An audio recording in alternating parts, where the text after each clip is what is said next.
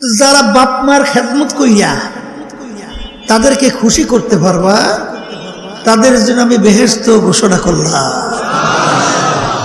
সুবহানাল্লাহ। বাপ মাকে পাইছো অথবা দুইজনের একজনকে পাইছো, তাদের খেদমত কইয়া তাদেরকে খুশি করতে পারো, তাইলে তোমাদের জন্য আমি জান্নাত ঘোষণা করলাম। কথা ঠিক? আচ্ছা, বাজানদেরকে জিজ্ঞাসা করি, বাপ মা দুইজনের একজন পাইছেন বা দুইজনকে পাইছেন, তাদের খেদমত করলে আল্লাহ কি হয়?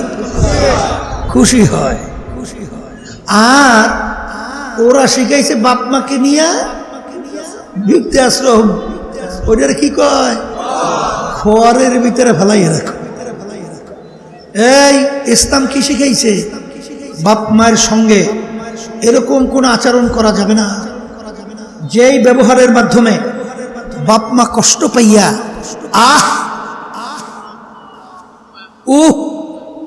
কষ্টদায়ক কোন শব্দ বের করে, এরকম কোন আচরণ বাপ মায়ের সঙ্গে করা যাবে না। সাহাবায়ে কেরাম প্রশ্ন করলেন, হে আল্লাহর রাসূল সাল্লাল্লাহু আলাইহি ওয়াসাল্লাম, বাপ মা যদি আমাদের সাথে অন্যায় করে, অবিচার করে, জুলুম করে, নির্যাতন করে, তখন তাদের সাথে ব্যবহারটা কেমন হবে?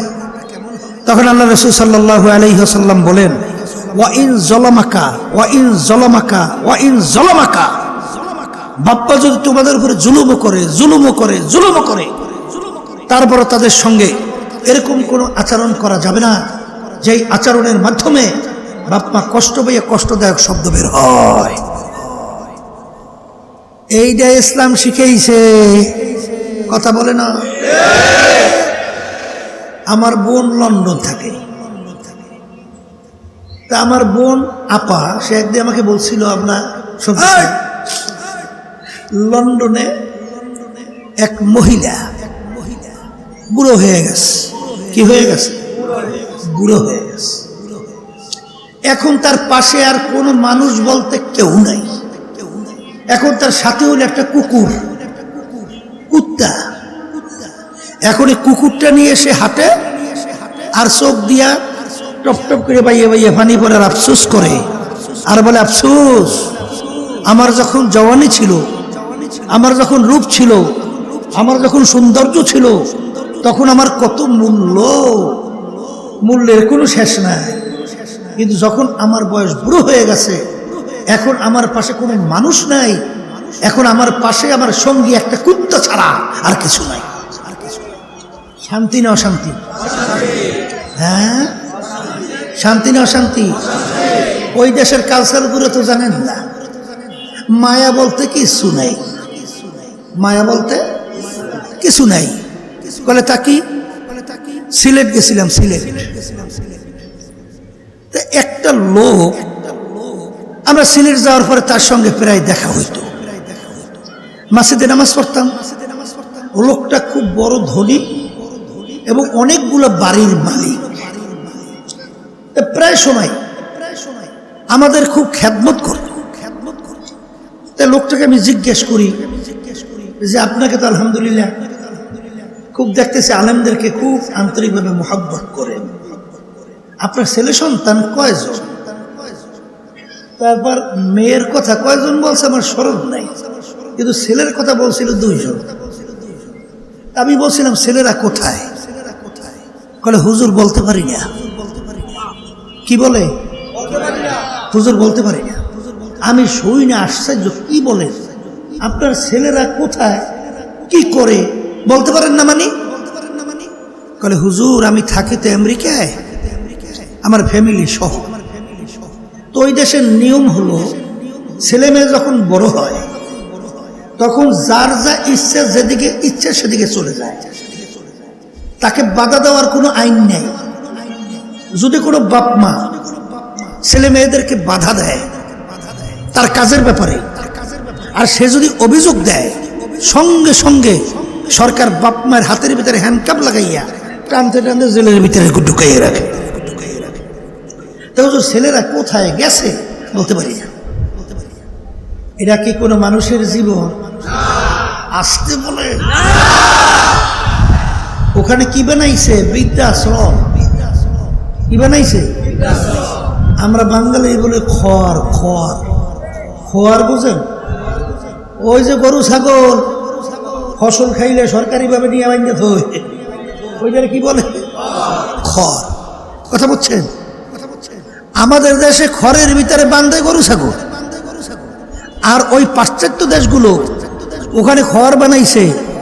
যখন বাপ মা বুড়ো হয় তারা এখন ওদের জন্য বোঝা, এই জন্য ওদের খড়ের ভিতরে ফেলাই। বাজানদেরকে জিজ্ঞেস করি, বাজান যখন বুড়া হয় তখন যদি ছেলে সন্তান কাছে থাকে তখন যা মনের তৃপ্তি, আর যদি ওই সময় ছেলে সন্তান কাছে না থাকে তখন তার দিলের ভিতরে অশান্তি। কথা বলে না? কথা ঠিক নেবে? ঠিক। আরে আপনি বাপ, আপনি বোঝেন না? হ্যাঁ, তাহলে এটা কোনো মানুষের জিন্দেগি?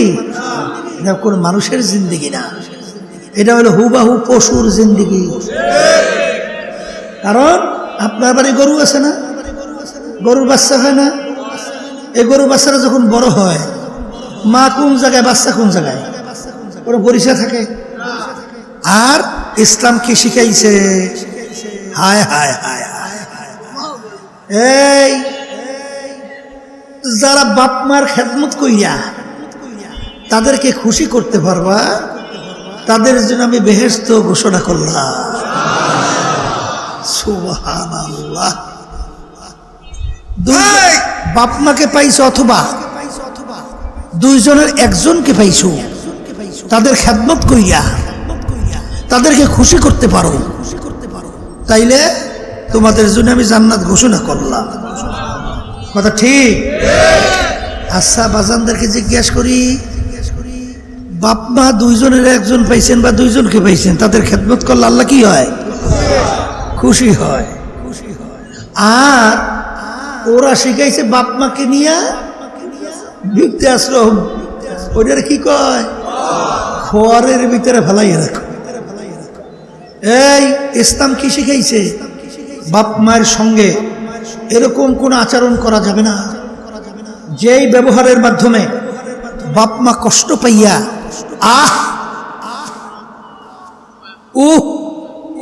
কষ্টদায়ক কোন শব্দ বের করে, এরকম কোন আচরণ বাপ মায়ের সঙ্গে করা যাবে না।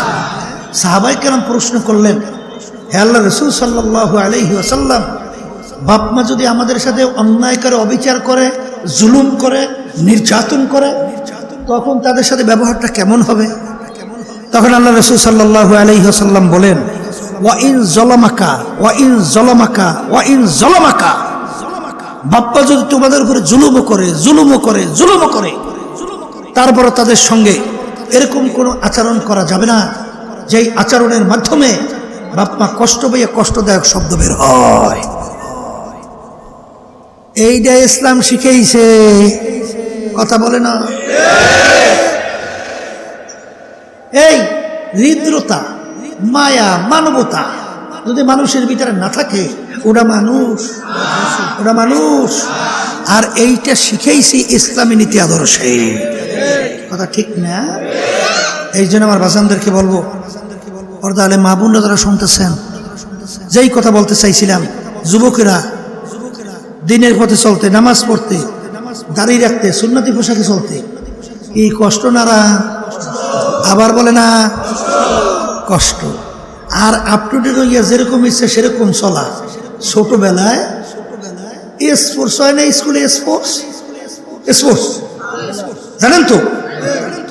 ওই সময় একটা পর্ব ছিল, আমরা ছোট বুঝতাম না, যেমন খুশি তেমন সাজু। এখন বুঝলাম না যে পর্বটা কি। এখন কেউ দেই ভাল্লুক হইয়াছে, ভাল্লুক সাজছে, কেউ ঘোড়া হইয়া আসছে, কেউ পাগল হইয়া আসছে, কেউ অমুক টমুক হইয়া আসছে। ব্যাপারটা কি? যেমন খুশি তেমন সাজু, এই শিক্ষাটা হয়েছে নাস্তিকদের শিক্ষা। এই মানুষ যেরকম ইচ্ছে সেরকম চলতে পারবে? হ্যাঁ, যেরকম ইচ্ছে সেরকম চলবে হইলে পশু, নাস্তিকের দল। তোমার তোমার আমার ইচ্ছা করলে যেরকম ইচ্ছা সেরকম চলা যাবে না, কথা ঠিক কিনা? এই জন্য আমার বাজানদেরকে বলবো, দুনিয়ার ভিতরে যেরকম পুরস্কৃত হওয়ার জন্য কষ্ট করা লাগবে, আর বেহেশতে স্থায়ী শান্তি সেখানে যাইতে হইলেও কষ্ট করতে হবে। এখন কথা হইলো, কষ্ট করতে রাজি আছেন কে কে? এটা হাত উঠান না, আল্লাহ একটু দেখুক না। হাত উঠান, উঠান, পর্দালে মা বোনরা উঠান, আলহামদুলিল্লাহ বলে হাত নামা। এখন নিয়াত তো করছেন না, কি করছে? এখন নিয়াত করলি এই কষ্টে কইরই লক্ষ্যে পৌঁছা, এটা আপনার আমার জন্য কঠিন। এই জন্য আল্লাহর ওলিরা দোয়া করতেন, তাআত তৌফিক তাআত হামজাতু, তাআত তৌফিক তাআত হামজাতু, ইয়ামানাত ওয়া ইজাবাত হামজাতু। হে আমার দয়ার মালিক, আমি তো নিয়ত করে বসছি, এখন আপনার পর্যন্ত পৌঁছতে স্টেশনে বেহেশতে যাওয়ার জন্য মালিক দয়াময় করে আপনি আমাকে তৌফিক শক্তি দান করে।